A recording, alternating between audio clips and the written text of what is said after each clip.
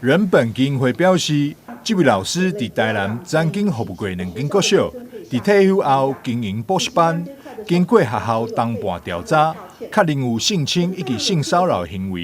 而且至少有10多人受害。所以，这次伫台南市会举行记者会，呼吁更多受害人站出来，让这位老师接受司法惩罚。有类似经验的，现在已经长成大人的的那些受害小朋友，就是可以引起社会大众对性平或性侵在校园这一块的重视。都透过今天的记者会，那让更多的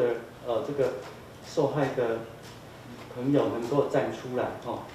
只有这不是你的错，邀请大家站出来因为呢这个部分公部门国家的责任也应该要共同去承担那当然这些日子以来我们也肯定教育局也很努力的这样的一个普查措施，那我们也很顺利的找到10多位的受害人那但是我们来检视教育体制的话，我们希望把整个漏洞补起来包括这个每位老师建立专业界限的一个概念，